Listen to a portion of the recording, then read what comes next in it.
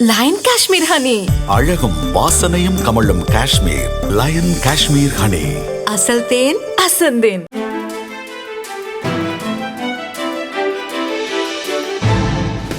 தட்டை, சீடை, முறுக்கு, ரிப்பன் போகடா, அதிரசம் என்ன வேணாலும் செய்யுங்க.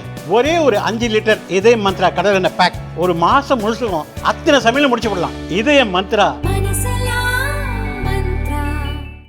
முதல்வர் ஸ்டாலின் அப்பல்லோ மருத்துவமனையில் அட்மிட் செய்யப்பட்டுள்ளதால் திமுக வட்டாரத்தில் பரபரப்பு ஏற்பட்டுள்ளது.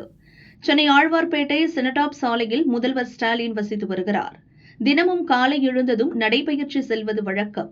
இன்றும் வழக்கம் போல நடைபயிற்சி சென்றார். அப்போது வழக்கத்திற்கு மாறாக உடல் சோர்வாக இருந்தது.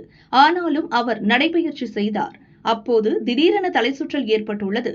சமாளித்துக் கொண்டு நடைபயிற்சியை முடித்தார். வீட்டுக்கு திரும்பிய ஸ்டாலின் அறிவாலயத்திற்கு சென்றார். அதிமுகவில் இருந்து நீக்கப்பட்ட முன்னாள் அமைச்சர் அன்வர் ராஜா ஸ்டாலின் முன்னிலையில் திமுகவில் இணைந்தார்.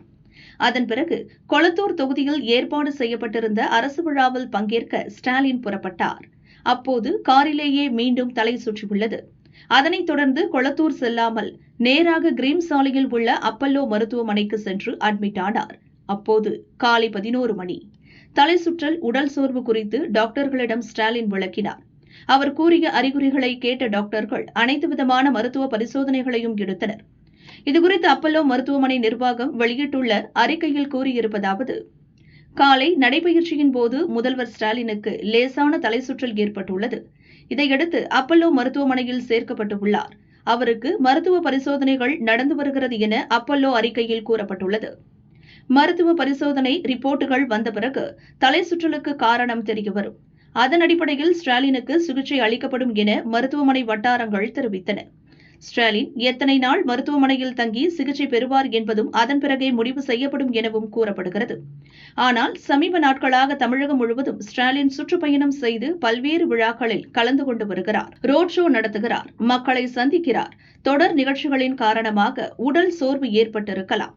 அதனாலேயே மருத்துவ பரிசோதனை செய்து கொள்வதற்காக மருத்துவமனையில் அட்மிட் ஆகியிருக்கிறார் என திமுக வட்டாரங்கள் கூறுகின்றன.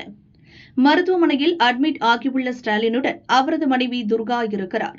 ஸ்டாலின் அட்மிட் ஆனதும் துணை முதல்வர் உதயநிதி, அமைச்சர்கள் துரைமுருகன், சுப்பிரமணியன் ஆகியோர் விரைந்து சென்று டாக்டர்களிடம் சிகிச்சை விவரங்களை கேட்டறிந்தனர். ஸ்டாலின் மருத்துவமனையில் அட்மிட் ஆகியுள்ள நிலையில் அவர் பங்கேற்கவிருந்த அனைத்து அரசு நிகழ்ச்சிகளும் ரத்து செய்யப்படும் என தலைமை செயலக வட்டாரங்கள் தெரிவித்தன.